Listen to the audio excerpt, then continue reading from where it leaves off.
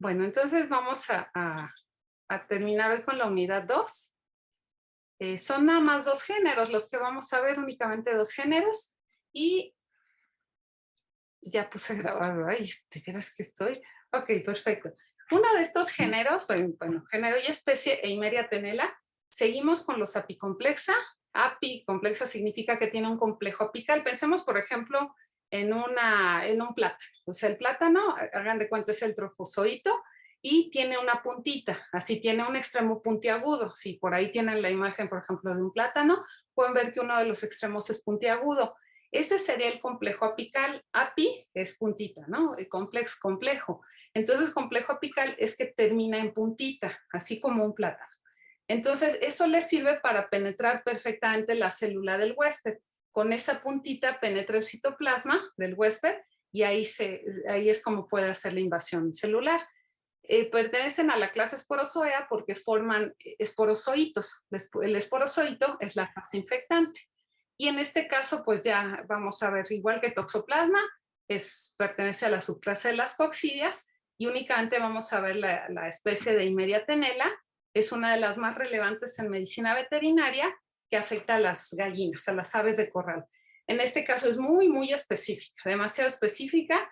Eimeria tenela no la vamos a encontrar en un conejo, no la vamos a encontrar en una cabra, en un caballo, o sea, no, esta es únicamente de gallinas, en este caso, de pollos, ¿no? Pollo de engorda, de estas gallinas ponedoras. Entonces, no lo vamos a encontrar ni siquiera en un canario, ¿no? Eimeria tenela.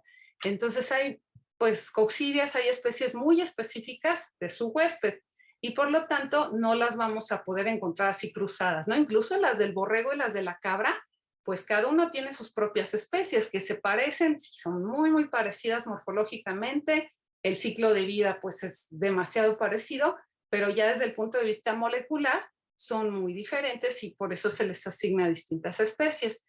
Y nuevamente no hay especificidad cruzada de huéspedes, ¿no? Estas únicamente afectan gallinas. Eimeria tenela, esta está en los ciegos de las aves. Y pues esta en particular le gusta mucho los ciegos. Rara vez, sería un hallazgo inusual, errático, encontrarla, por ejemplo, en el duodeno.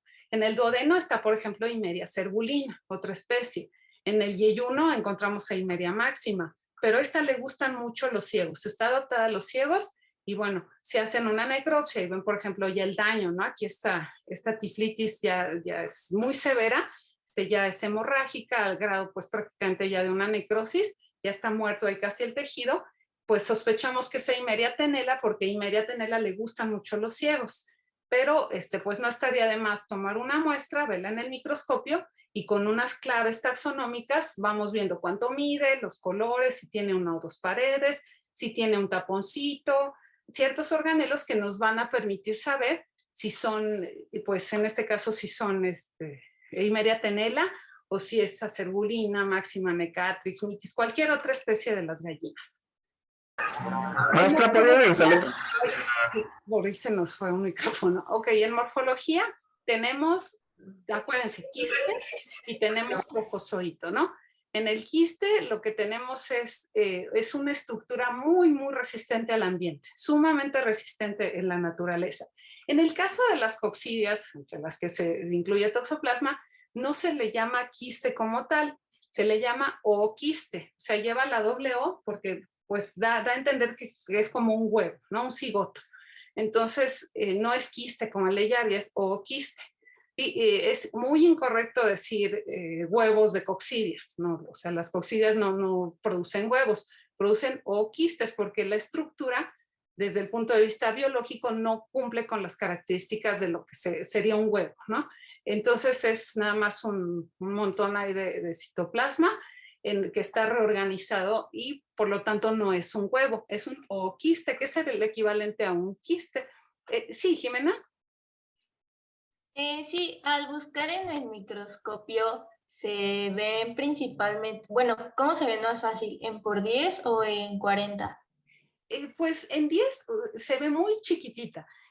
Yo la pondría en 10 si ya tienen el ojo muy entrenado para ver coccidias. Si apenas están empezando a ver parásitos en una materia fecal, yo lo enfocaría en 40. En 40, estas por ejemplo son en 40, estas fotos es de 40. En 10 se ven unas bolitas equivalentes al tamaño como de una burbuja. Entonces deben tener el ojo entrenado para poder distinguir una coccidia, por ejemplo, de una burbujita, de un pedazo ahí de sal, ¿no? Que se les haya ido con la solución saturada. Entonces, se encuentran con el 10, pero ya para medirlas y todo se prefiere utilizar el de 40. El de 100 para coccidias solamente si son cortes de tejido. O sea, si toman un pedazo de ese ciego de la gallina y lo fijan y hacen una tinción, ya lo vemos en 100, pero con 40 es suficiente y es así como se ve, ya lo pueden medir y todo. Pero sí, con 10 se encuentran, entonces ven su laminilla, con el 10 la encuentran y le dan un acercamiento con 40 para ya observar si esta es porulada, si tiene una o dos, aquí se ve que son doble membrana, esta tiene su taponcito, entonces aquí está, esta se ve muy bonito el tapón del micrópilo, hay otras que no tienen tapón, entonces de ahí ya ustedes empiezan a descartar en sus claves taxonómicas y les va a decir Eimeria necatrix, Eimeria cerbulina, tenela, o pues bueno, hacen una PCR y ahí ya sale a todo dar, ¿no? Pero aquí se hace la manera convencional de identificación. Con 10 se encuentra y con 40 se observa ya con detenimiento. Y bueno, Eimeria, cuando sale en las excretas, sale sin esporular, es decir, sale ahí el citoplasma todo revuelto, ¿no? Sale completamente revuelto. Pero ¿qué pasa? Ya que en el caso de las aves pasan algunas horas, de unas cuantas horas, uno o 2 días a veces, y ya con las condiciones de temperatura, oxígeno y humedad suficiente, se forman los esporozoitos dentro del oquiste. No salen, porque si el esporozoito sale del oquiste, si llega, pues le pasaría como si se nos escapara un niño de 1 año de la casa, ¿no? O sea, no resiste el ambiente, no está hecho para eso. El esporozoito está hecho para salir dentro del huésped, ya que se lo come la gallina, lo libera con su digestión y ahí sí ya sale y empieza a invadir el intestino. Pero si llega a salirse en el ambiente, que es muy difícil porque es muy resistente el oquiste, súper resistente a estas paredes, si sale se muere. Entonces los esporozoitos se pueden quedar ahí esperando a que llegue a picotearles una gallina y se los coma el tiempo que sea necesario, siempre que haya temperatura y humedad suficiente, sobre todo humedad. Estas aguantan temperaturas extremas. Las hemos encontrado desde 3, 4 grados hasta en Durango, ¿no? A más de 40 grados a la sombra, siempre y cuando estén cerca del agua. Si está el bolo fecal donde defecó la gallina, está húmedo todavía porque pues hay un poco de diarrea, la diarrea pues es húmeda, le mantiene con agua, ahí sobrevive, pero en cuanto empieza a deshidratarse, revienta. La coccidia no soporta la deshidratación, soporta el cloro, soporta el ácido clorhídrico, soporta el ácido sulfúrico, los cuaternarios de amonio, todo con lo que hemos matado al SARS-CoV-2 no le hace ni cosquillas a una coccidia. Lo único que puede llegar a matarla es la deshidratación solar y posiblemente los derivados cresólicos, como la creolina, con esta que usan las abuelas, ¿no?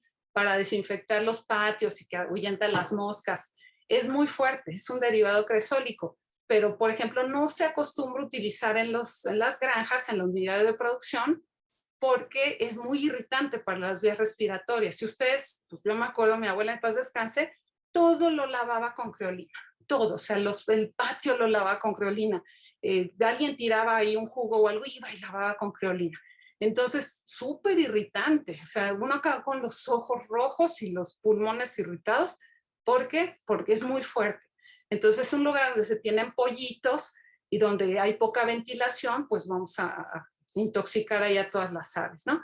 Entonces, pues los derivados cresólicos, pues se deben usar con mucha moderación, pero la mejor manera de evitar que pase de esto, que es inesporular, a esto, que es la fase infectante, es quitando las heces, quitándoselas de enfrente a las gallinas, alejándolas del agua, alejándolas del alimento, por si esporula y se forman los esporozoitos infectantes, no se los coma la gallina. Entonces, lo que va a infectar a la gallina es el oquiste esporulado, es decir, en el que ya hay esporozoitos. Aquí todavía no hay esporozoitos, ahí está todo revuelto. Es como cuando los que vamos a un concierto, Estos serían los que les toca ahí en la zona general y están todos hechos bola. Y aquí serían los que ya tienen sus asientos asignados, ¿no? Esos son los que infectan a la gallina, que son los esporozoitos que ya están organizados, cada uno en sus esporoplastos. Hay 4 esporoblastos y en el interior 2 esporozoitos, lo que nos da un total de 8 esporozoitos por oquiste. Entonces, cada uno de estos oquistes produce 8 células infectantes. Lo que llega al intestino y va a llegar a comerse el intestino es el esporozoito. El esporozoito es el nombre que se le da al trofozoito. Es decir, tenemos la fase inmóvil, que es el oquiste, y la fase móvil, que es el esporozoito. Pero a medida que va pasando el ciclo de vida de Eimeria, se le va cambiando el nombre al esporozoito, ¿no? Se llama luego merozoito de primera generación, merozoito de segunda generación, microgametocito, macrogametocito, va cambiando, pero todo es un trofozoito. A mi gusto, a nivel del segundo semestre de la carrera de Medicina Veterinaria y Zootecnia, con que ustedes sepan que en la fase ambiental tenemos un ooquiste y en el huésped tenemos trofozoitos, para mí eso es suficiente. Ya que si es merozoito de primera y luego de segunda y luego el gametocito, eso ya lo mejor si con mucho gusto quieren hacer su servicio social, trabajo profesional, actividad de investigación o posgrado en parasitología, ahí no solamente lo van a ver aquí en una imagen y se lo van a aprender, lo van a vivir. O sea, hay un alumno actualmente haciendo su tesis de doctorado que sacó los esporozoitos de un oquiste y los puso en un cultivo de células intestinales. Entonces él veía, ¿no?, cómo los esporozoitos entraban a cada célula intestinal a infectar y luego salían y entraban a otra. Entonces lo viven, que eso es muy distinto a estar repitiendo, ¿no?, las fases así. Eso es estéril, eso es árido. Sí, tenemos una pregunta, perdón. Sí, maestra, por ejemplo, entonces el esporozoito, digamos que es cuando está en la S y el trifozoito es cuando ya entra el animal. Sí, el esporozoito está afuera en el ambiente, pero está protegido dentro del oquiste. O sea, está dentro, no es tonto, ¿no? Porque si sale al ambiente, ahí muere. No está capacitado para resistir las condiciones del ambiente, el sol, la lluvia, el pisoteo, no lo soportaría. Ese esporozoito espera a que llegue a picotear esto una gallina y dentro de la gallina se rompen estas paredes y sale el esporozoito y ya empieza a invadir las células intestinales. Entonces, dentro de la gallina está el trofozoito llamado esporozoito y en el oquiste está ahí, pero está latente, está dormido, está como que esperando a que llegue a comérselo la gallina para salir.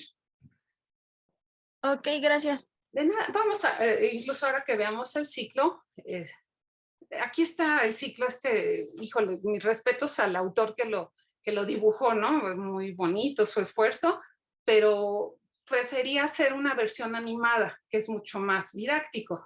Aquí nada más para rápido, en el ambiente sale el oquiste sin esporular, esporula en el ambiente, es decir, se forman los 8 esporozoitos, pues son tan débiles en el ambiente, no resisten nada en el ambiente, que se tienen que proteger con un esporoblasto y aparte la pared del oquiste. Se están muy, muy bien protegidos en el ambiente. Ya que los come el huésped, ya puede ser una vaca, puede ser un conejo, un ganso, al que le toque, dentro del intestino ya del huésped detecta, por ejemplo, las sales biliares, detecta las enzimas que ya está dentro de un huésped y ahí sí ya salen los esporozoitos, que es este. Aquí está ya el trofozoito llamado esporozoito, ¿no? Entonces, aquí está el trofozoito, esporozoito es lo mismo, y empieza a invadir células intestinales.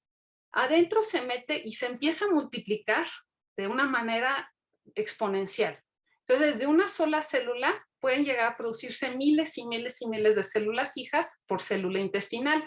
Vean la pobre célula intestinal, su núcleo ya queda todo empujado, ¿no? Entonces mueve los filamentos de actina, de miosina, mueve todos los filamentos que encuentre para hacerse espacio, ¿no? Es como esa persona que está uno formado en una, no sé, en la tienda, en el supermercado, en el banco, y llegan unas señoras así cargando 25 bolsas y nos empiezan a empujar hasta que ya nos dejan en un huequito, ¿no? Así empieza a crecer y a crecer la estructura que contiene a las coccidias hasta que empuja la célula del pobre intestino y así sigue creciendo. Cuando ya se siente suficientemente hábil para llegar a infectar más células, empiezan a salir los trofozoitos de esta célula gigante y van a infectar más y más. A grado que con un solo quiste que consuma un animal, infecta 50 millones de células intestinales. ¿Había alguna duda? Sí, Renata. Sí, doctora, perdón, Adelante. disculpe, en este tipo de parásitos puede llegar a haber como problemas, o bueno, o sea, de lo mismo que decía de que se podía como explotar, ajá, así como si fuera un vagón del metro, y se Sí. llena mucho de las personas, y pues, por ejemplo, en Chabacano, cuando ya todos hacer el transbordo, eso mismo, o sea, bueno, puede arruinar, o bueno, es que no sé cómo se le llama a ese tipo de, como de situación que pasa de que, o sea, en el intestino grueso, o sea, cuando explota, por ejemplo, el intestino grueso y mancha, o bueno, hay una derramación fecal pues en nuestro paciente en este caso, ¿lo mismo pasa con este tipo de parásitos o qué es lo que ocurre cuando explotan, digámoslo así? Claro, en este caso, aquí lo podemos ver, por ejemplo, salen de la célula intestinal y son tantas que la rompen. Entonces hay ruptura de la célula intestinal, o sea, hay una citólisis y por lo mismo hay pérdida de agua, diarrea. A veces es tanto el daño que le producen a los tejidos que hay diarrea con sangre, se muere el tejido porque deja de llegar oxígeno, está todo muerto, hay necrosis. Entonces, prácticamente sí, y esto que provoca una alta mortalidad, sobre todo en pollitos, porque cada una de estas coccidias produce tantas células hijas que revientan la célula intestinal y no les importa, ellas salen, pero ya rompieron la célula y siguen infectando cada vez más y van destrozando, ¿no? Van destrozando por donde van pasando y es un grave problema de salud porque sí revientan las células intestinales y ellas, por ejemplo, cuando ya sienten que son demasiadas, por eso rompen la célula y se empiezan a salir. Pues ellas a toda, o sea, pero ya dejaron todo roto. Si es el equivalente, por ejemplo, que la gente, ¿no? Que entra a una sala de cine limpiecita y todo y come y ya no hay un cochinero y cuando salen ya está todo grafiteado, ya está todo el piso lleno de comida. O sea, eso es lo que hacen estas. O sea, entran, echan relajo, se empiezan a reproducir exponencialmente y se salen dejando un caos atrás. Eso es lo que pasa con las coccidias. Entonces, bueno, sí es un grave problema de salud precisamente porque rompen las células intestinales. Y ya al romperlo, pues ya viene la diarrea, deshidratación, ya problemas incluso pues más severos, ¿no? Ya el animal ya no quiere caminar y pues generalmente hay muertes, sobre todo en animales muy jóvenes. Pues ya que termina de tantas reproducciones asexuales, dicen, no, pues ya me dieron ganas de reproducirme sexualmente, entonces produce un gameto hembra, un gameto macho, se fusionan, producen el cigoto, que es el oquiste, y el oquiste sale en las heces. Entonces sí quedó, no hice más bolas, Renata. No, estuvo perfecto, muchas gracias. ¿De qué? Y pues les digo, hice una versión animada porque así verlo en un esquema es bastante tedioso. Y nada más que le voy a quitar la música porque ya ven cómo son estos cuates de YouTube. Ahorita lo silencio.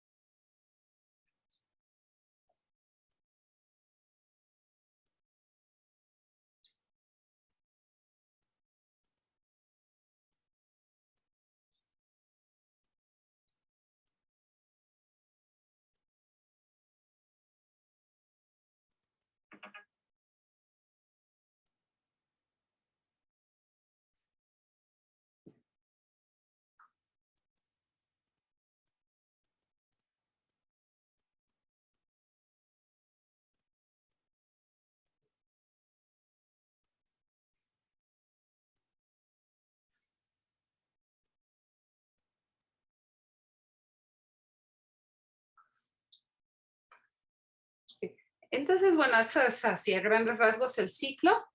Sí, Christopher. En el caso del video, la vaca sería como un huésped intermediario solamente.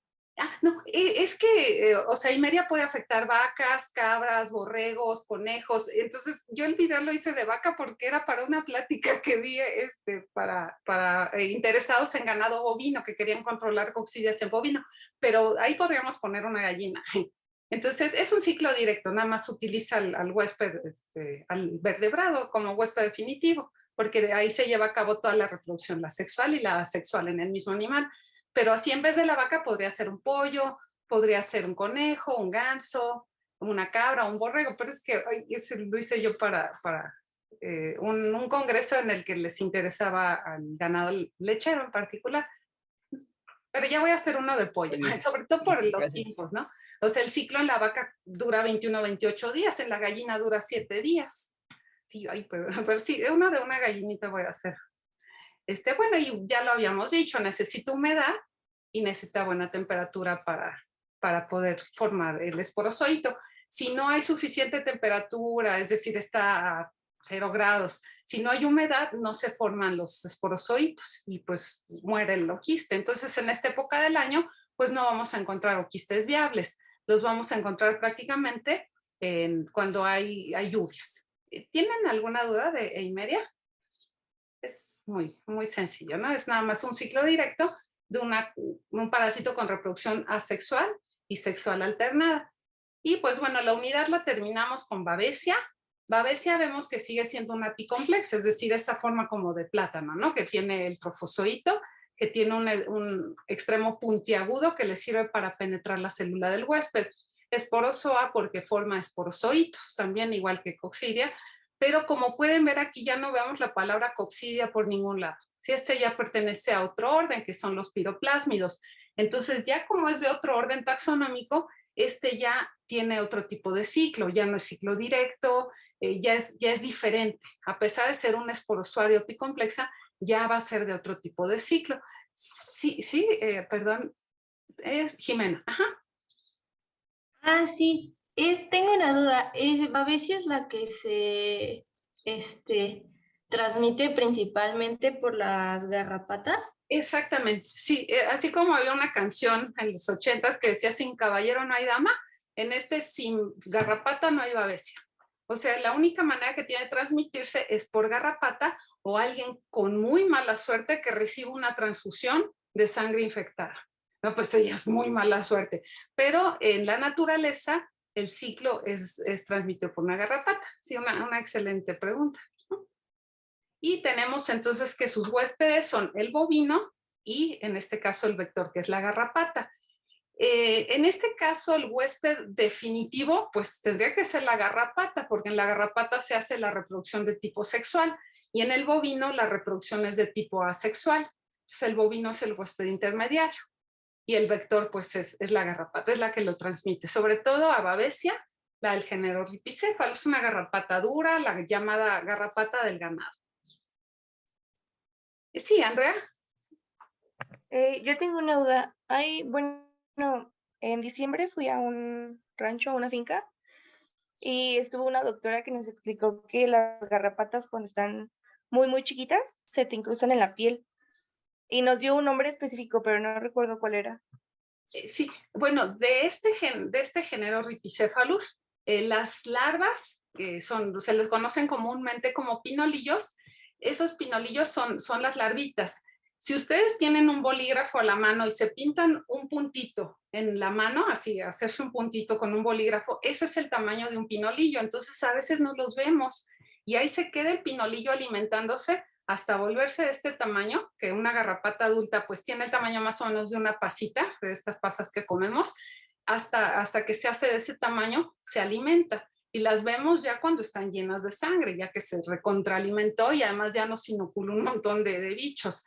Entonces, eso es muy común. No nos damos cuenta cuando se nos suben. O sea, si por ejemplo se mete en las ingles o atrás del cuello, a veces la gente no se da cuenta porque para alimentarse inyectan un anestésico, entonces no nos damos cuenta que nos están ahí succionando como vampiros, están chupando la sangre hasta que ya las vemos tan grandes que las detectamos. pero mientras ya inoculó todo tipo de patógenos. Y a la larva de esta se le llama pinolillo, es una larvita del tamaño de un puntito. Una vez en el laboratorio estábamos incubando estas larvas y se escaparon, son demasiado hábiles. Se escaparon, rodearon el algodón, se nos pasó ponerle cinta adhesiva, masking tape al vial, se nos escaparon y no se veían. Hasta que ya alguien se dio cuenta que decía, ay, que hay hormigas aquí, porque se veían unas hileras largas que se movían, una rayita moviéndose. ¿Qué hormigas tan chiquitas, ¿no? Son estas canijas, ¿no? Pero bueno, en ese entonces, afortunadamente, era una cepa susceptible que murió con un piretroide, pero imagínense una cepa resistente, qué problemota, ¿no? Entonces, híjole, las medidas de bioseguridad en el laboratorio tienen que ser muy estrictas cuando trabaja uno con estos arácnidos. Ah, sí quedó claro, perdón, antes me salí bastante. No, sí, gracias. Perfecto. Morfología es muy fácil. Tiene forma de pera, este es el trofozoito, se está alimentando ahí del citoplasma, como come, pues es un trofozoito. Tiene forma de pera, generalmente están pegadas en la punta, en el extremo apical, y así los encuentran en los eritrocitos. Puede haber 2, 3, 4, a veces hay una sola en cada eritrocito, dependiendo de la especie de Babesia, de 1 a 2, 3 o 4 por eritrocito. Aquí estamos viendo 1, 2, 3, 4 eritrocitos, 5 eritrocitos infectados con 2, un eritrocito con una sola babesia. Ah, este tiene 3 babesias. Entonces es así como se ve. Había un muñequito, un logotipo de un refresco. Creo que, sí, el refresco del Seven no creo que todavía existe, pero la mascota era un muñequito que era la bolita, ya ven que Seven no tiene una bolita roja, le ponían sus lentes de sol, muy simpático el muñequito. Hagan de cuenta, esta es una babesia, ¿no? Una bolita con sus lentes de sol, ¿no? Entonces, bueno, un eritrocito con sus 2 babesias, serían los lentes de sol. El ciclo es muy complejo. Ah, sí, tenemos a Andrea y después a Fátima. ¿No? Entonces, Fátima, ¿levantaste la mano? Sí, me quedó la duda. Entonces, ¿el eritrocito es como el oquiste? No, en este caso no forma oquistes. Como todo el tiempo está dentro de los huéspedes, no tiene como tal una fase en el ambiente, no requiere una fase de resistencia ambiental. Entonces se pasa directo de la saliva de la garrapata a la sangre de la vaca y de la sangre de la vaca a la garrapata. Como no pasa en ningún momento al ambiente, no forma una fase de resistencia.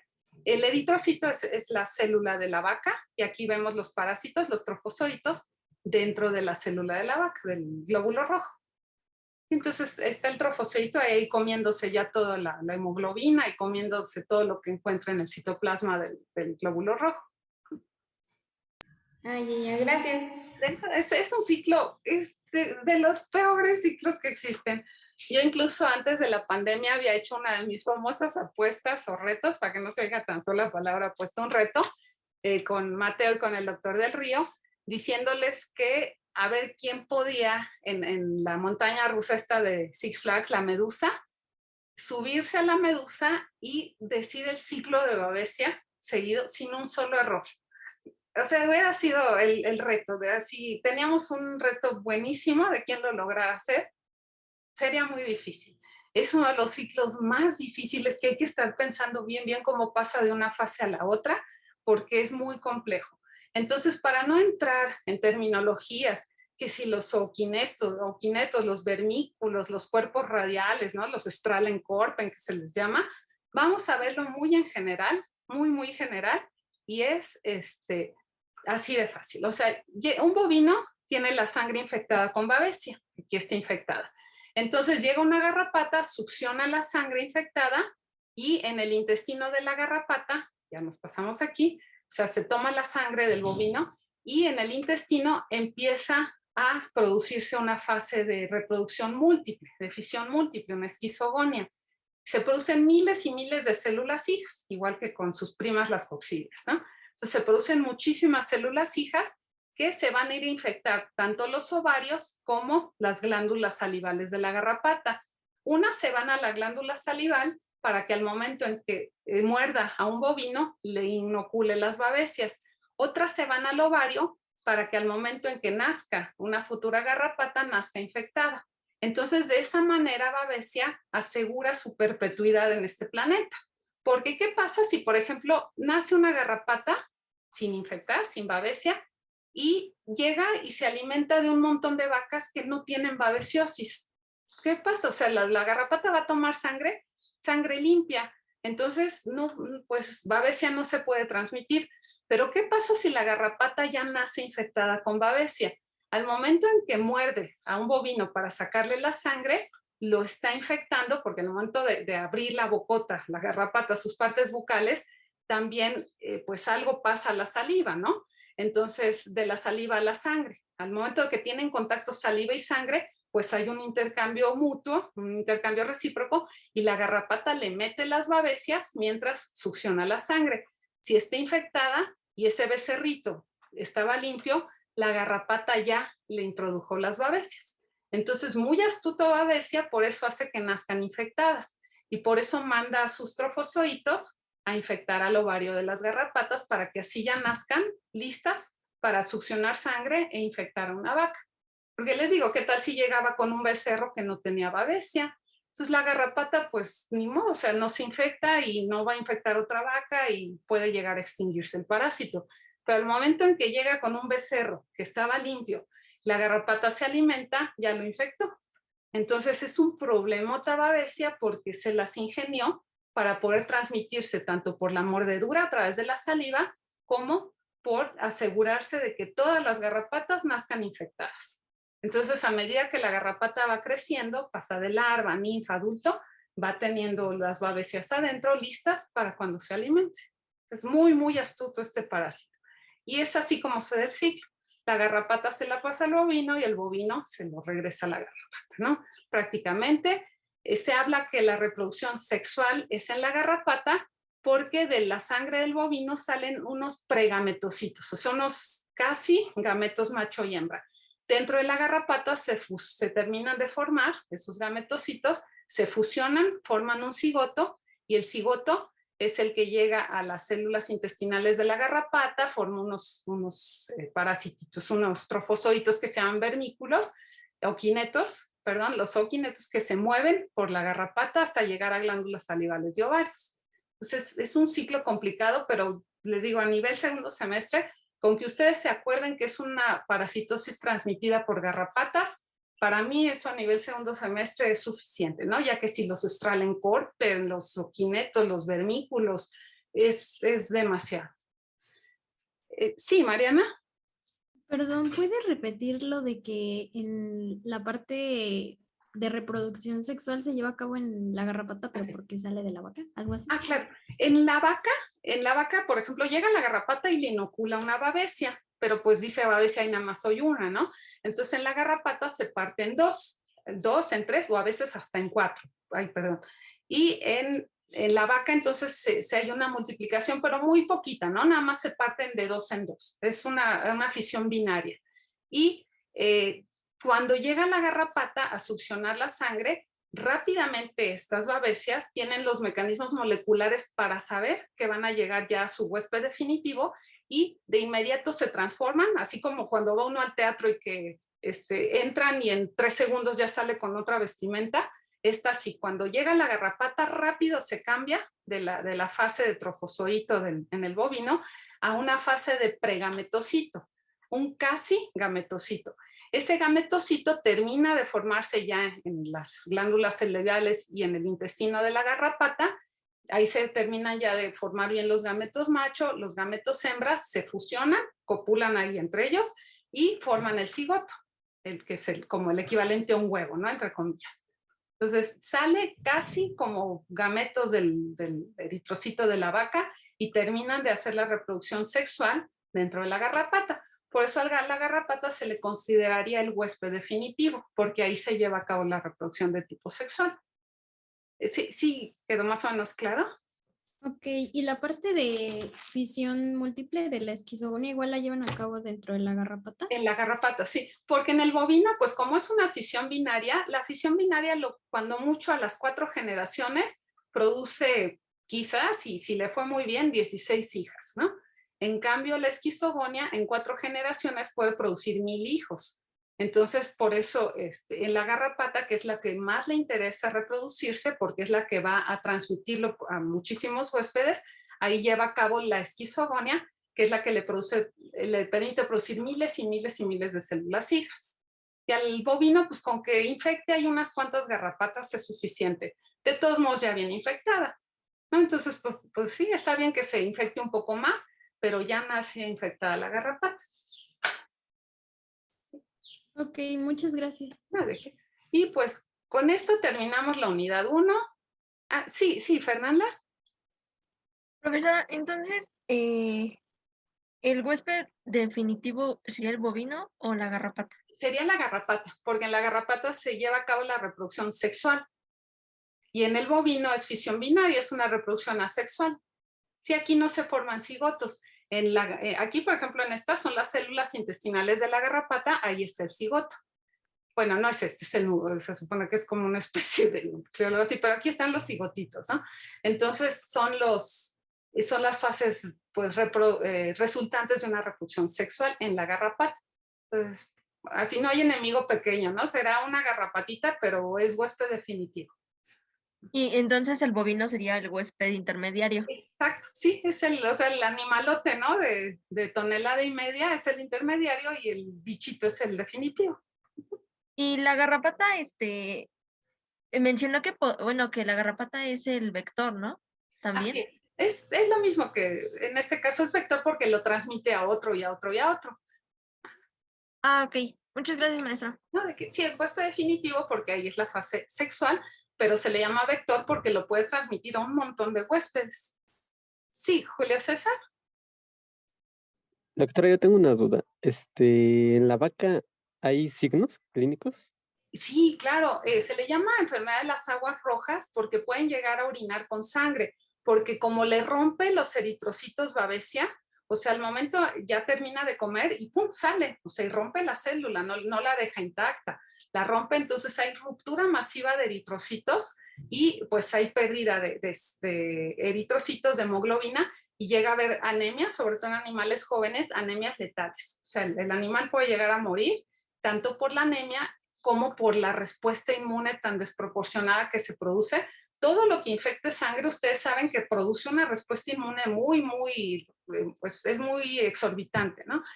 Una bacteria que infecta sangre, pues es una bacteria mortal, ¿no? Las famosas septicemias. Entonces, un parásito que infecta la sangre produce fiebres de arriba a 42, 43 grados y el animal a las 4 horas ya está frío, ¿no? O sea, son a veces letales estas infecciones porque están afectando la sangre.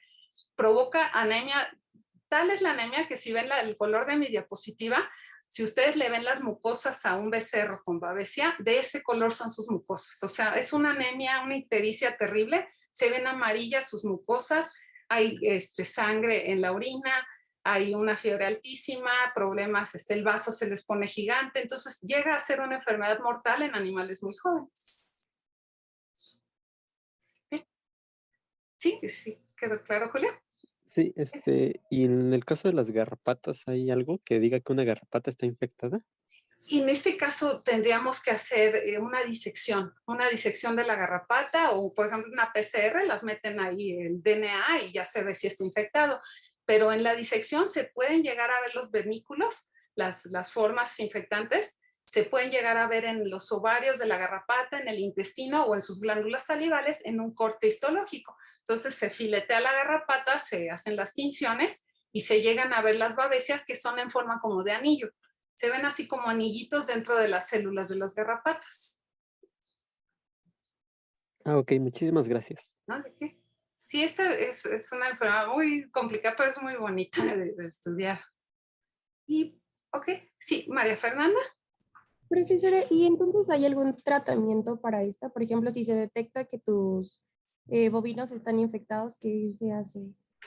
Bueno, hay tratamiento e incluso hay una vacuna. Aquí en Jutepec, Morelos, el INIFAP, produjeron una vacuna contra babesia. El doctor Julio Figueroa Millán es una vacuna muy, muy eficaz. Entonces, existe desde una vacuna contra babesia, ahí se puede proteger al ganado desde antes, y también es muy eficaz, por ejemplo, el imidocard, ¿no? El aceturato de diminaceno, el imidocard, son muy, muy buenos fármacos contra babesia y sí las eliminan. Entonces, cualquier producto, por ejemplo, con el Ganasec, ¿no? Que tiene aceturato de dimenaceno, son babesidicidas muy eficaces. Son fármacos excelentes. Pero ya si el bovino ya, por ejemplo, ya está con las mucosas amarillas, ya está muy avanzada la infección, a veces es difícil cuando el tratamiento ya fue poco oportuno. Entonces, desde que se empieza a ver, pues, que tiene un poco de fiebre, está decaído, que empiezan ya a palidecer sus mucosas, y si hay garrapatas en la zona, pues hay que tratarlos, antes de esperar a que ya lleguen esas parasitemias en las que no queda un eritrocito sano. Pero sí es 100% tratable y prevenible con la vacuna. Gracias. De nada. Pues, ¿alguna otra pregunta de babesia? Bueno, voy a detener la grabación para que hagamos el juego.